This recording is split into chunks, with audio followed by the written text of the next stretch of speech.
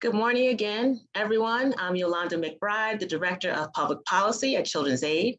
On behalf of the Fostering Youth Success Alliance, FYSA, I thank you for joining us this morning. Today's presentation kicks off a series of 4 webinars focused on understanding and addressing the priority needs of New York's foster youth in the aftermath of COVID-19 health crisis. During each webinar, we will share findings from a pandemic impact survey of New York's older youth from foster care. We also will spotlight priorities and policy recommendations that address both pre- and post-pandemic issues of concern for young people with a foster care background across the state. Our goal is to improve their stability and expand support to ensure every young person from foster care is ready to move forward in a positive direction. To give context to the survey findings, FYSA has prepared a report entitled Moving Forward, a Post-Pandemic Blueprint for New York's Foster Youth. The report link is in the chat box. Now it is my pleasure to introduce our other presenters for this morning. We are joined by FYSA Director Jasmine Hooper and 2 outstanding youth advocates, Dylan Tatum and Cheyenne Prasad, who will share some of what they've experienced during the pandemic. I want to take a moment to just thank the Children's Aid staff and many FYSA partners who have helped develop the impact survey and support recommendations, including Children's Aid's Office of Performance Management, Kafka, and the Schuyler Center for Analysis and Advocacy. We especially want to acknowledge the 209 young people who responded to our survey.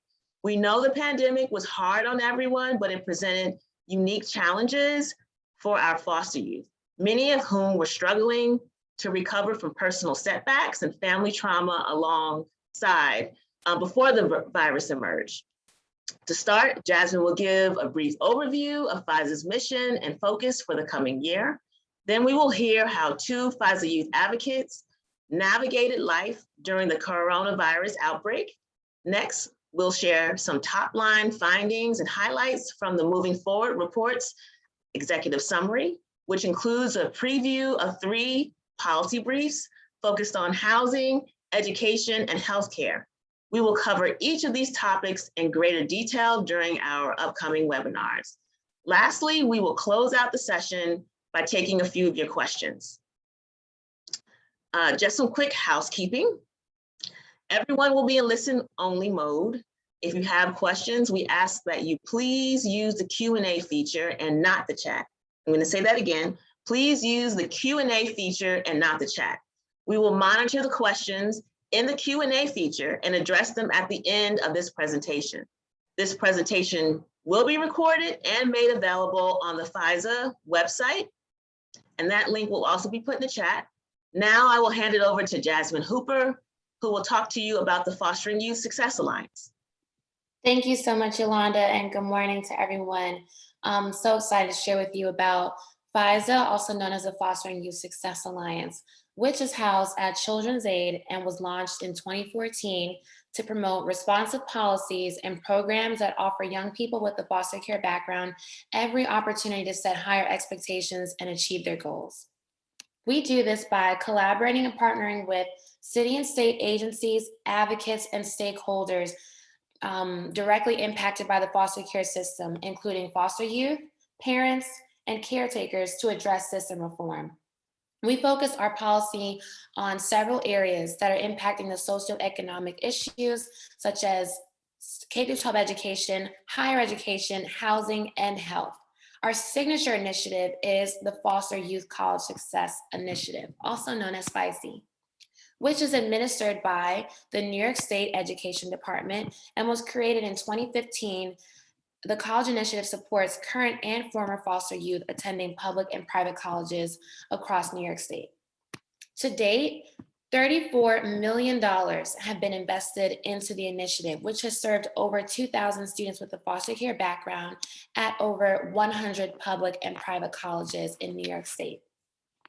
We also provide opportunities to support foster youth empowerment and the development of advocacy skills through several programs and events, including our New York City and New York State Foster Youth Shadow Days, our annual FYSA Advocacy Day at the State Capitol in Albany, New York, our Student Advocate Program, which again, you'll hear from two of our wonderful FYSA student advocates today. Most recently, our foster youth online forums focused on their needs during the pandemic. And just last week, we held our first ever celebration to honor the 2020 and 2021 college graduates who received the funding and support from the Foster Youth College Success Initiative. Now, I would like to invite our two wonderful student advocates, Dylan and Cheyenne, to share their reflections about what it was like to be a foster youth during the pandemic. So first, Dylan is a recent college graduate of CUNY John Jay from Brooklyn, New York. And Dylan is a longtime advocate for youth in care and has also been featured in our Making College Success resource guide. Cheyenne is a rising sophomore at CUNY John Jay as well. She's from Queens, New York. And not only is Cheyenne a FYSA student advocate, but she's also a CASA and Fair Futures advocate. So I would like to ask both of our advocates to unmute, and I'm just going to ask some questions just to share some examples of the biggest challenges that they faced during the pandemic.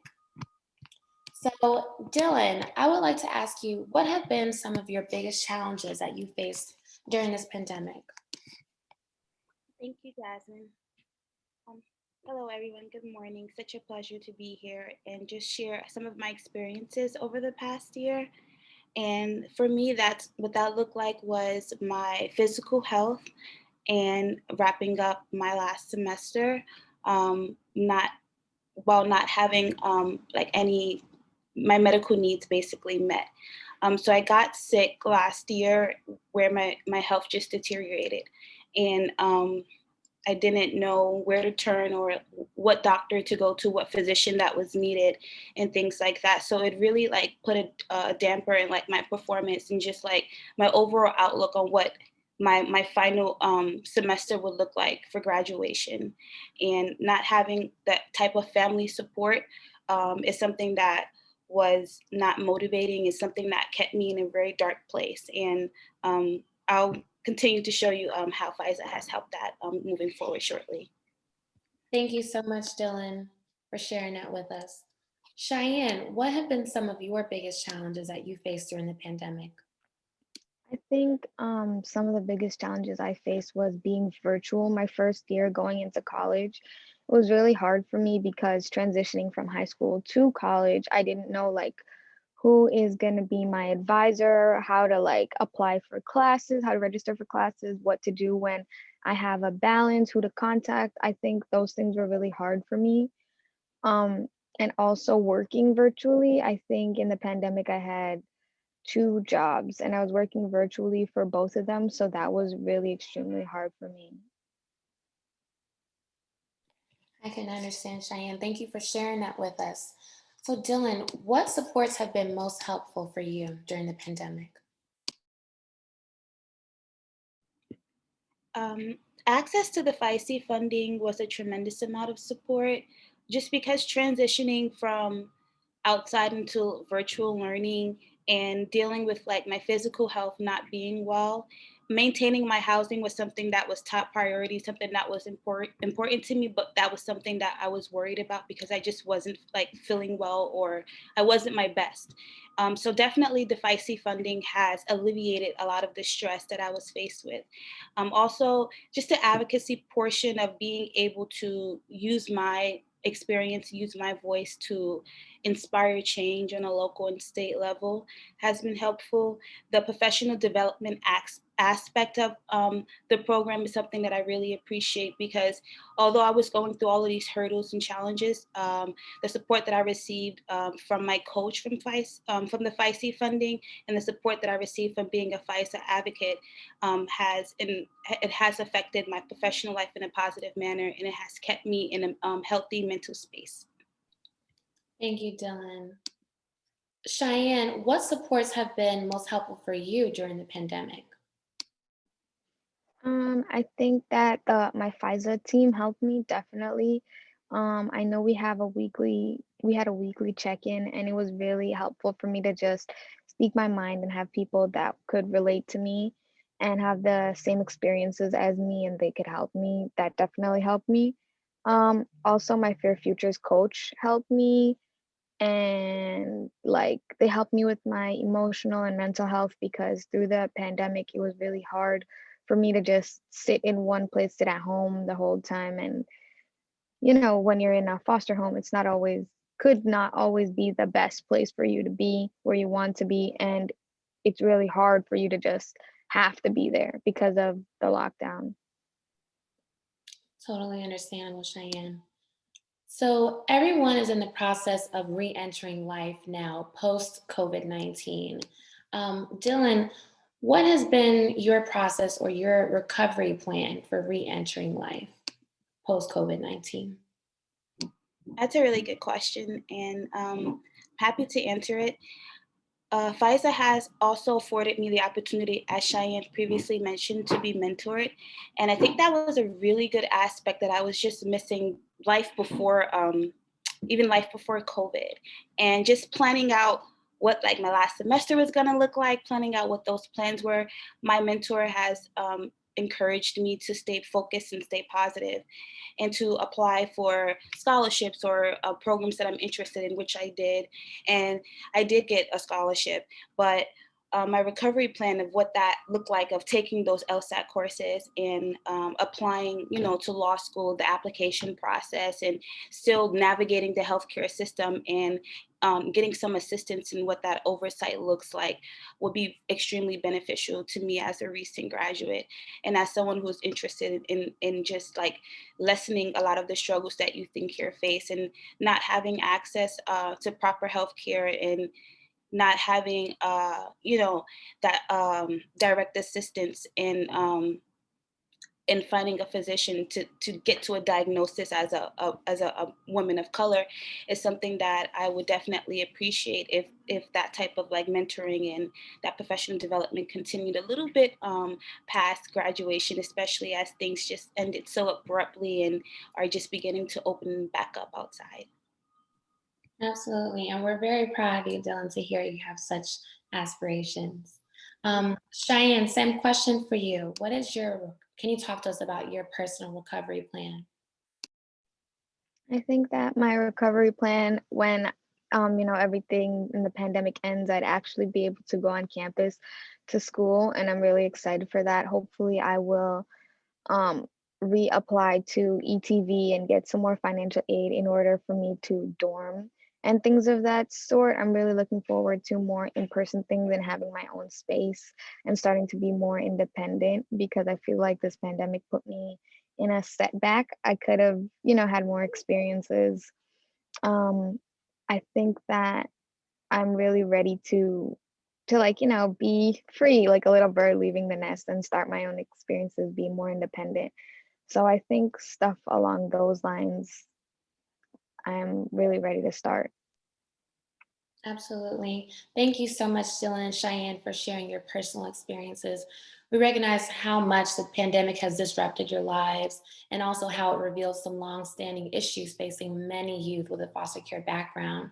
So at this time, I'll hand it to Yolanda to share more about the moving forward post-pandemic blueprint. As a reminder, the executive summary of the report is now available in the link in the chat box. Thank you, Jasmine. And again, thank you, Dylan and Cheyenne, for sharing your experiences during the pandemic. Now we're going to take a first look at how the New York Foster Youth COVID-19 Impact Study was structured. We based our survey on a national study that was actually conducted by Foster Club during the early stages of the pandemic in March 2020.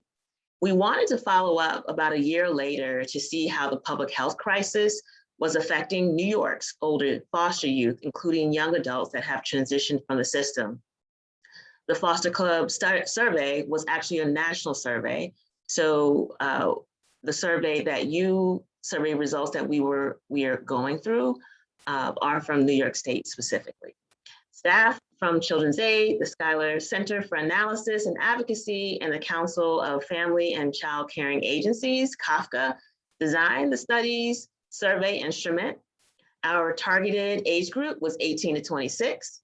We distributed the survey through both upstate and downstate partners, and we were able to collect responses from 209 young people.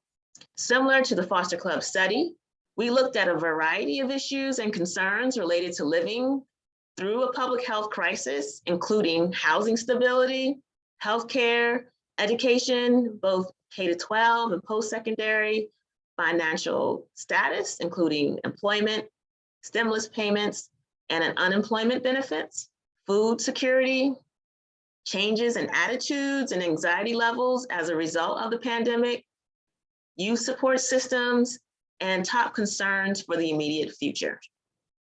The questions, again, are very similar to the Foster Club study, and we worked to update them to reflect the New York State context. Please refer to the study background section of the report for demographics and additional information about the survey respondents. The link will be put in the chat. Now for a look inside the report and how it's organized. Today, we are presenting highlights from the executive summary, which includes top-line survey findings, youth reflections, and recommendations. As I mentioned earlier, we will be presenting 3 policy briefs in the coming months. These will include more detailed survey findings and address specific and significant pre- and post-pandemic issues related to housing, education, and healthcare for the state's foster youth. Each policy brief will be released as part of our Moving Forward webinar series. The schedule is listed here. All webinars will be recorded and available on the FYSA website. We encourage you to register for these sessions and share this information with your staff, stakeholders, and colleagues. Now on to the executive summary. A reminder to please use the Q&A box to submit your questions.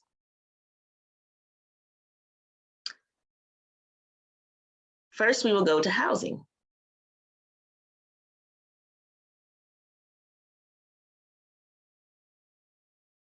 Some of our key findings were that older youth require stable year-round housing before they leave foster care. Housing was one of the top list of priority concerns that came out of the survey. Nearly 25% of the survey respondents were facing or fearing housing instability.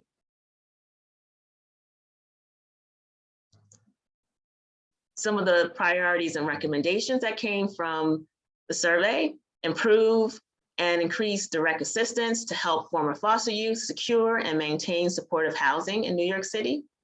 Expand access to housing subsidies for all New York State youth with a foster care background. Education, key findings around education. During the pandemic, health and safety concerns led to an abrupt shift to distance learning for K-12 and college students across the state. Despite these challenges, many youth from foster care continue to persevere and persist with their education. So 77% of the respondents previously enrolled in school continued their studies during the pandemic. 22% completely paused their studies due to school closures or for other reasons. And 63% of the students that stayed in school experienced a remote learning environment. Students living alone were twice as likely to report issues related to a lack of equipment, like laptops or computers or Wi-Fi access, than their peers living in foster homes. Key findings for K-12 education. Recommendations for K-12 education. Ensure educational attainment and stability for students from foster care of all ages. Resolve digital divide and other remote learning issues for K-12 students in foster care. Develop strategies to reverse pre- and post-pandemic learning loss for K-12 students in foster care. Promote and replicate effective college readiness models for youth in foster care. Commit to timely data sharing to help child welfare education specialists prepare K-12 foster youth for college, and also collaborate with family court judges and legal advocates to make educational attainment a priority focus for youth in foster care. We also have recommendations for the college and post-secondary programs. remove barriers to higher education success for youth in care, improve student identification to give youth from foster care every opportunity to benefit from programs and resources that support their educational goals, designate and support foster youth campus liaisons to promote accountability, support, matriculation, and improve educational outcomes for college students from foster care. Prepare for potential school disruptions by making distance learning easier for students from foster care. And track academic outcomes for students enrolled in the Foster Care College Success Initiative. Key findings from healthcare. As COVID-19 cases overloaded New York's healthcare systems, most survey respondents weathered the storm. However, some youth from foster care reported unmet medical and behavioral health needs, access issues, and a lack of clarity about their insurance status. Nearly 66% of respondents suffered from heightened anxiety, and nearly 64% of the respondents who reported unmet medical or mental health needs are living independently.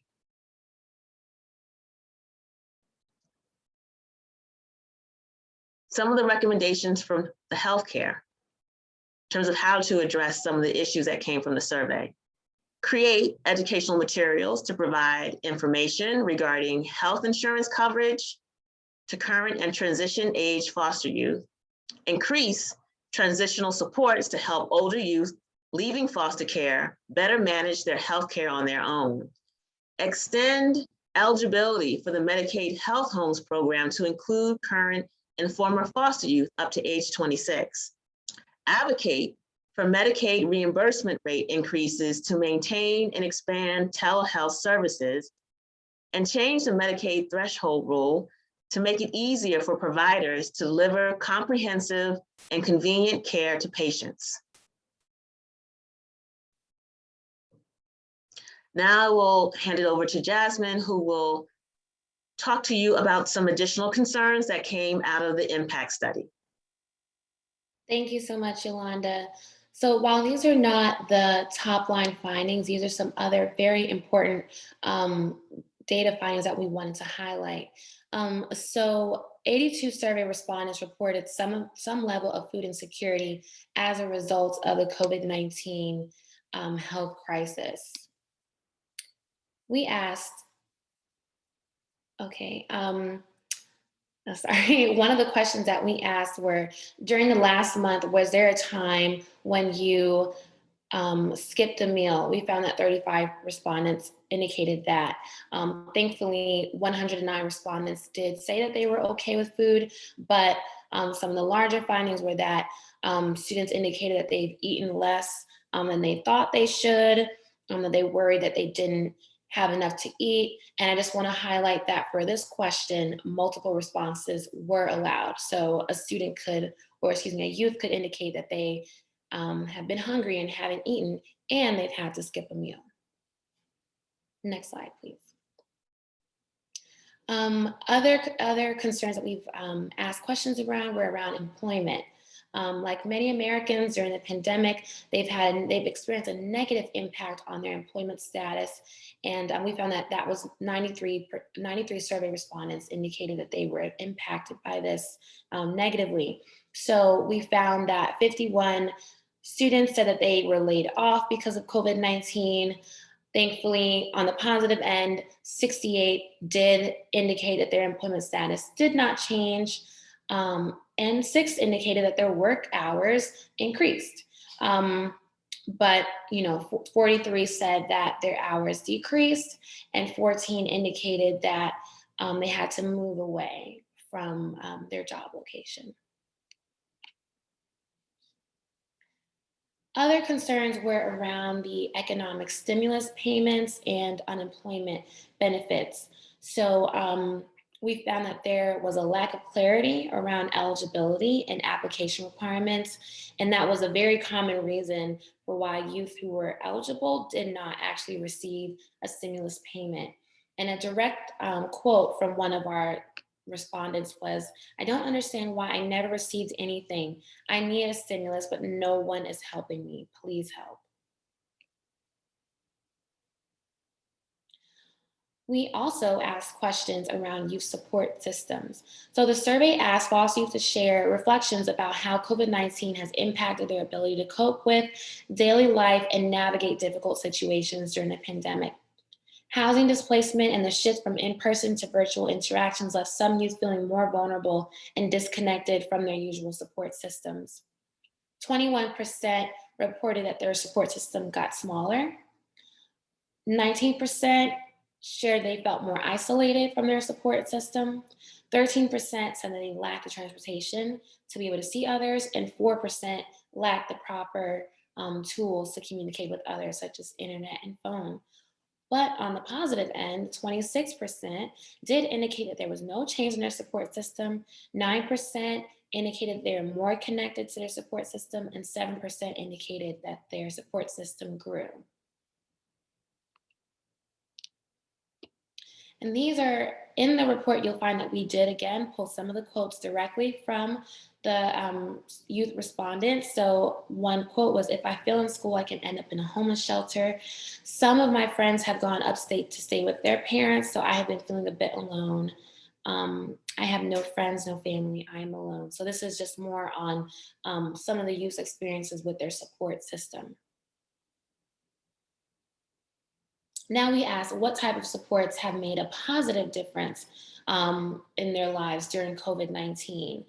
So some youth share that through ETV, I was able to connect with a long distance coach who was extremely helpful. She is aiding in connecting me with NYC providers for my health and educational concerns. So again, similarly to what Cheyenne and Dylan highlighted, the coaching and the mentorship has been critical during this time. Someone else shared that mental health supports have made a huge difference for me, and friends letting them stay with their family, neighbors supporting and teaching them how to save money has also been very critical support during this time. Another question was, what type of supports will make a positive difference for you over the next 6 months?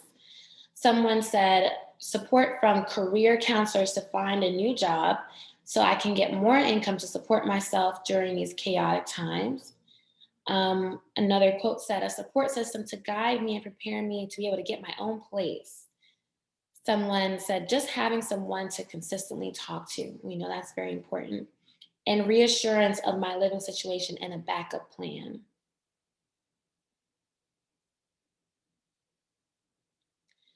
So in terms of positivity about the future, 38% of respondents reported feeling less or much less positive about their futures. So one of our questions was, compared to before COVID-19, do you feel more or less positive about your future? So I want to highlight the positive first. 43% of respondents indicated that they feel the same. 11% indicated they feel more positive about their future. And 7% indicated they felt much more positive, while 30% on the contrary felt less positive and 8% felt much less positive. We also asked what their biggest concerns are for the next 6 months, and no surprise here, 42% of youth respondents indicated that housing was the biggest concern for them over the next 6 months, that expenses, employment, and healthcare follow after housing. Other areas that were of concern was 22% indicating lack of support or isolation, educational support, food insecurity at 16%, and at 13%, internet access for distance learning were some of the biggest concerns. In conclusion, findings from the COVID-19 impact study reinforced FYSA's call for community leaders and legislators to address the urgent and chronic needs of thousands of young people striving for future success. So, while I would like to also remind you all, if you have any questions, you can please ask them in the Q&A feature. And while we get ready to answer your questions, we would appreciate any feedback that you have about this presentation by completing the 4-question poll about to pop up on the screen. Okay, so you all should see the webinar evaluation survey, and we just really appreciate your feedback at this time.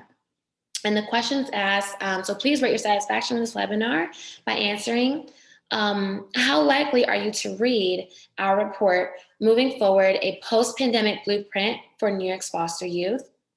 Are you interested in attending one of the upcoming policy brief webinars, which will go have a more in-depth explanation of each of the top line findings? If so, which one would you be interested in attending? Our housing policy brief webinar, our healthcare policy brief webinar, or education policy brief webinar, or all 3? And lastly, will you share this information from this report with your colleagues, staff, and partners?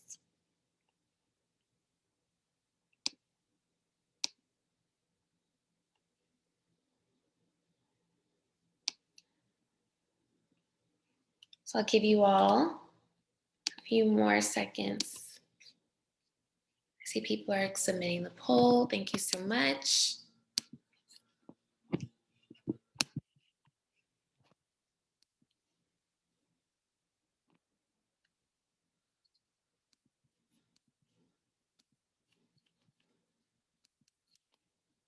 And thank you all who have completed the poll.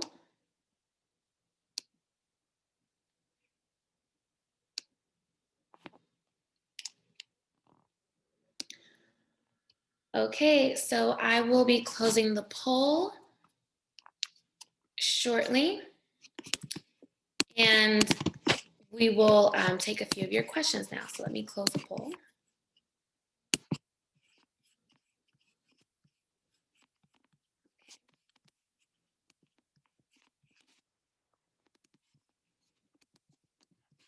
Okay, thank you so much. So I will turn it over to my colleague to read some of the questions that have come up in the Q&A section. Thanks, Jasmine. So we do have one question right now about the issue-specific reports, and I think the future briefings we'll be holding. And so the question is, do those describe the qualitative data in more depth? So do you or Yolanda want to talk a little bit more about what the future briefings will be like? Sure. Thank you for that question. So our briefs will include some of that qualitative data, such as, I hope you're referring to the quotes. Thankfully, some of our questions were multiple choice quantitative data, and then others did ask the youth to share the qualitative. And we will be including that in the policy brief. So again, you can attend the webinar, and also you can download the brief on our website as well. And you can print it out.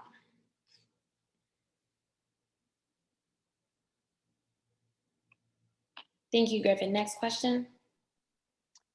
Yeah, and then we're just getting a couple more about kind of the logistics of the survey.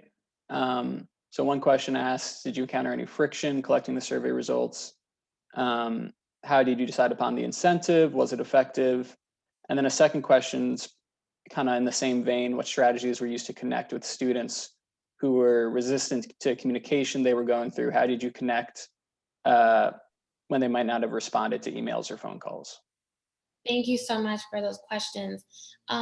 So in terms of collecting survey data, we did come across a few hiccups, and we do explain that, or we share our experience in the, I believe in the executive summary, but we explain that in more detail. But we did, because we couldn't necessarily totally control who responded to the survey. We did receive unfortunately a significant number of responses that we believed was like a hacking or someone that shared the survey far and wide on, some type of platform where we got hundreds, almost 1,000 responses of people filling it out who weren't necessarily foster youth, but likely just wanted to receive that, that gift card that we were giving out. So we did have to, parse out very carefully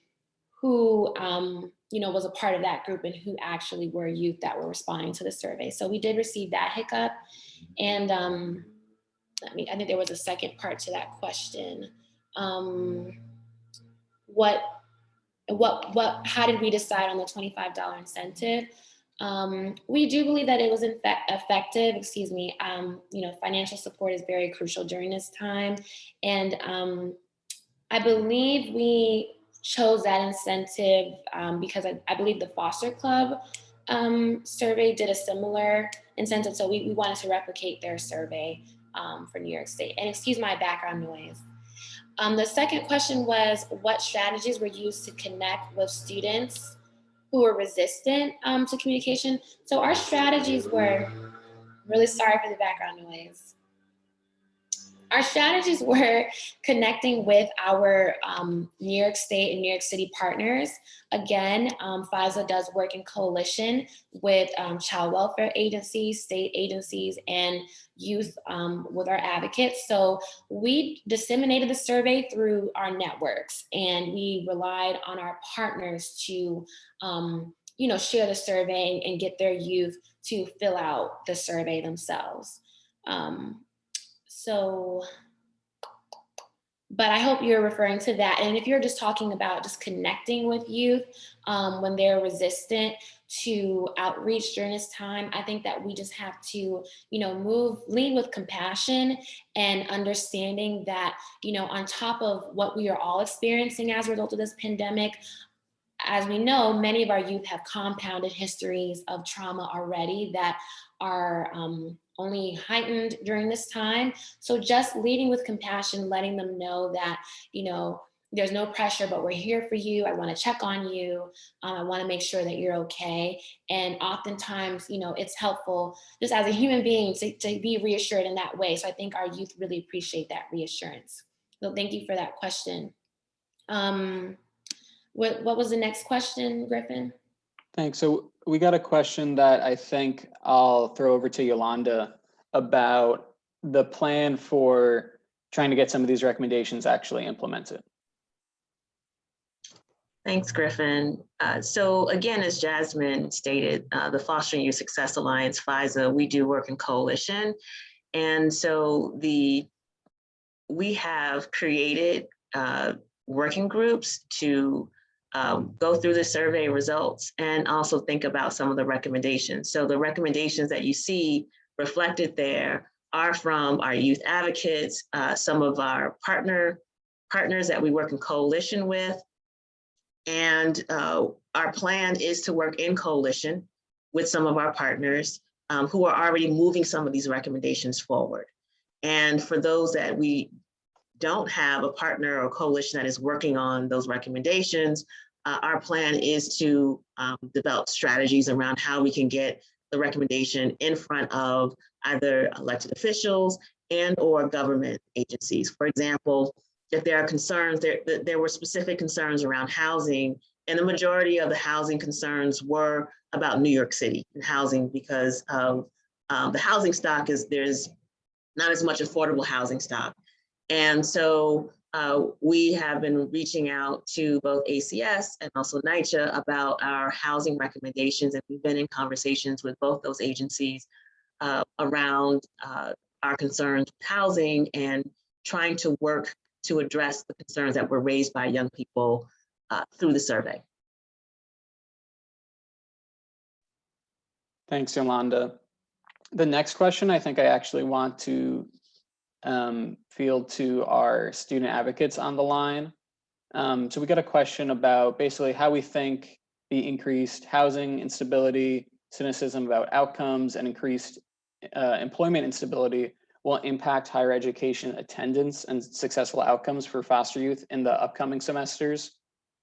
So anyone can answer this, but Dylan and Cheyenne, if you have thoughts from your own personal experience on how you think these things will affect other students.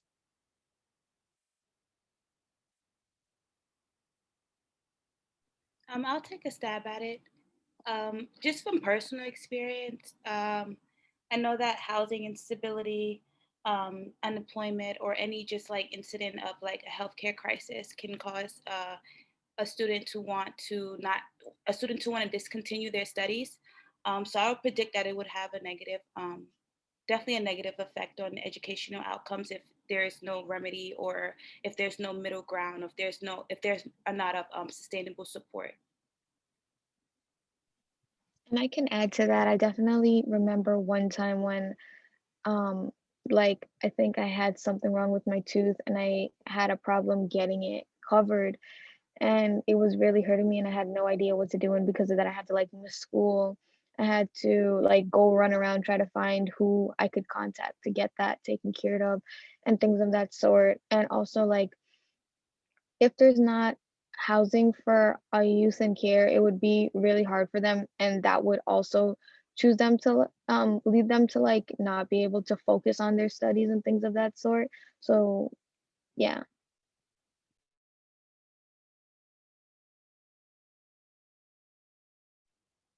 Thanks to both of you. Um, so we did get a question about back to kind of the research aspect of it. Are there differences in the findings based on region or community? And so Yolanda touched on part of this already. I think the housing issues were definitely greater downstate in the city in particular. A lot of the responses came from New York City youth. So for a lot of the questions, we don't necessarily have the sample size to really break it out in like granular detail. But you can look to the study background to see more details about who responded and where they're coming from.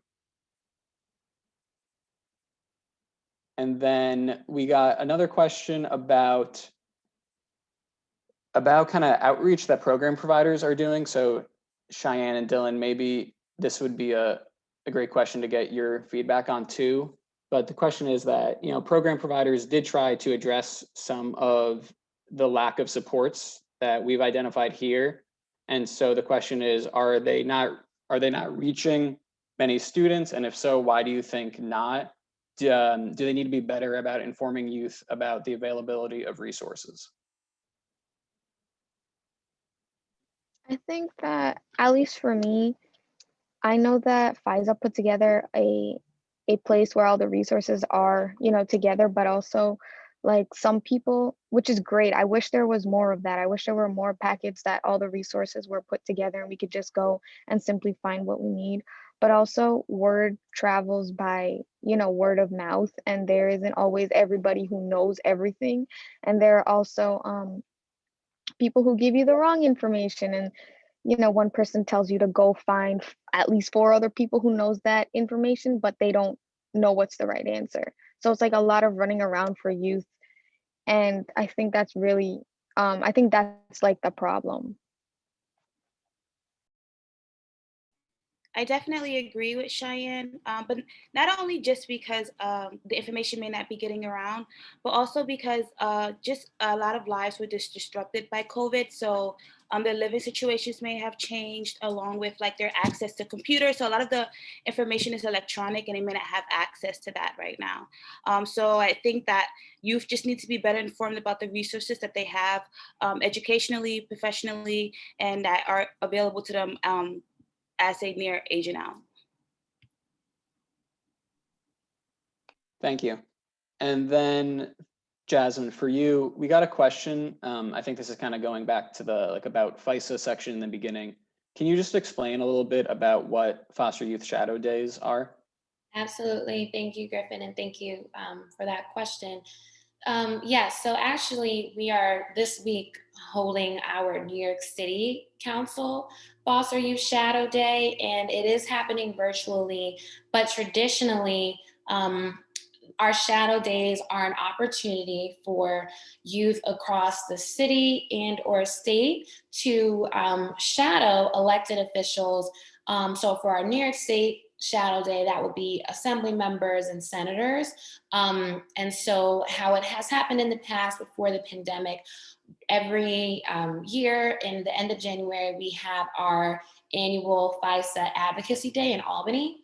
And we coordinate with our partners to bus, and some youth take the train, but to bus youth who are interested in participating up to Albany to participate not only in our Advocacy Day, but also have the opportunity to shadow assembly members and New York State senators during legislative sessions, meet with them in their office, and just learn more about their career, ask any pressing questions, and share talking points that they've prepared, issues that they think are relevant, and they want to know how that elected official and their office is addressing it. So that's on the New York State level. And again, like I said, this week we're actually having our New York City Council Shadow Day, and that is for New York City youth who are interested, and it's a great program opportunity. And so right now it's happening virtually. So the youth are, meeting with legislators on Zoom. They're going to have a roundtable discussion where the youth will share their prepared talking points and practice their advocacy muscles during this time, and just talk to the council members about what their office is doing to address the issues that they bring up, just to learn more about these council members, their career path, any advice that they have. So again, it's just another really great program opportunity for youth with a foster care background to participate in. Thanks, Jason. So we have one more question. So if anyone else has more questions, please add those to the Q&A chat box. But Yolanda, I think this might be best for you to answer. Do you all have recommendations about continuing or expanding federal support for transition age youth and including cash assistance? Thank you, Griffin. Good question. So our advocacy work is mostly done on the city and the state level. However, we are in support of federal recommendations that come from our federal partners like CWLA or Children's Home Society of America. We are actually having conversations with Congressman Bowman's office. We recently had a roundtable discussion to talk about issues of youth in foster care. And so we are working with, we're trying to determine whether or not there's more that we can do from FYSA's perspective in terms of highlighting the needs of youth in foster care, and also determining which recommendations we should be lifting up at the federal level to support more. But for the most part, our work is done on the city and the state level. And so we are getting more into the federal waters, but we're not there yet. Thank you for the question. Thanks. So again, if anyone has any additional questions, now is the time to put them in. But if not, I'll turn it back over to Yolanda for our closing remarks. Thank you, Griffin. Just really want to thank everyone for attending today's presentation. As mentioned, a recording of this webinar will be uploaded to the FYSA website for future reference. Did want to just bring your attention to the slide that's there about the upcoming webinars, and we ask that you please save these dates. You can also register for all of the webinars on the FYSA website, and Griffin will put that information in the chat. We really do want you to, again, register for the upcoming webinars and read the full post-pandemic blueprint to support the students from foster care. With that, I just really want to thank you all again for coming out. If you have any questions, you can reach,